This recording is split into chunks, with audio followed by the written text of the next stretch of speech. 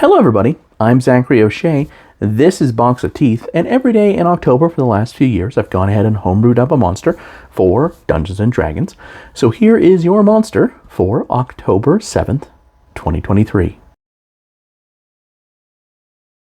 This first week we've gone ahead and covered several members and monsters of the Waning Cult, which is a group of fanatics that worship the Waning Princes, a family of dark fae that I use for a homebrewed horror campaign for Dungeons & Dragons 5th edition. We have one more to go, so let's go ahead and cover the Waning Spouse. Being bound by matrimony to a dark fae has done this cultist well. No matter their true age, they remain flush and lush at the peak of youth. That is, of course, if one can get past their pure black eyes and small curly horns peeking from their temples that still don't really quite look like a tiefling. Exposure to the Waning Court marks the Waning Spouse in other ways. Their skin is too pale, their fingers too long. Many wear revealing clothing, showing the branding and scars given to them by their lovers, as well as other trinkets fashioned from amber and gold.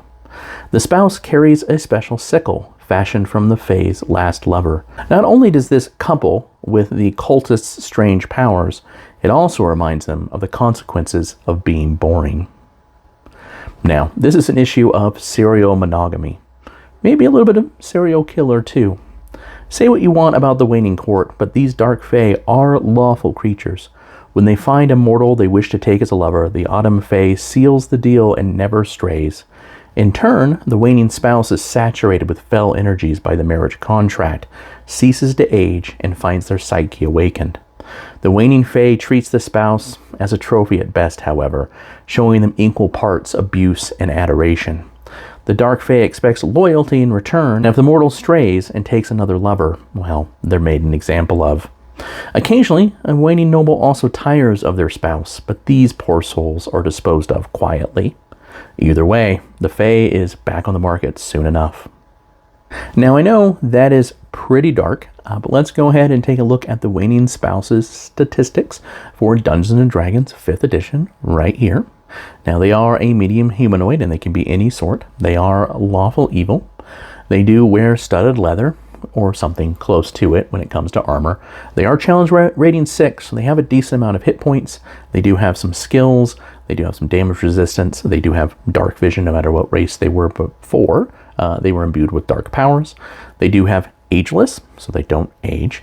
They can cast fairy fire without any sort of material components, and they do have regeneration unless they take damage from silver or magic weapons, because the fae don't want their toys easily broken, as it were. They do have a sickle that is made out of bone that they can either use for melee attacks, or because they do have telekinesis, they can throw it in an arc for a ranged attack. And lastly, under their actions, they do have telekinetic thrust, which is very similar to the Poltergeist Ghost variant's telekinetic thrust in the ways that the rules work. All right, there is the final new member of the cult that we're going to be covering this month.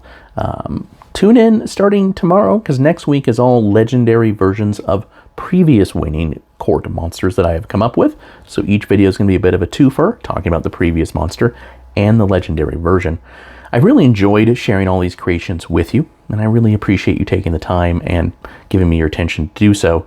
Remember, you can find all the monsters that I have created for October and hundreds of other horror-themed monsters for Dungeons & Dragons 5th edition perfectly for free at boxofteeth.blogspot.com.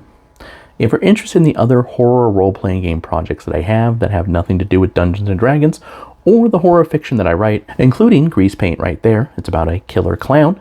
Good read for spooky season. You can always go to www.zacharyoshea.com. All right, have a wonderful rest of the day, folks.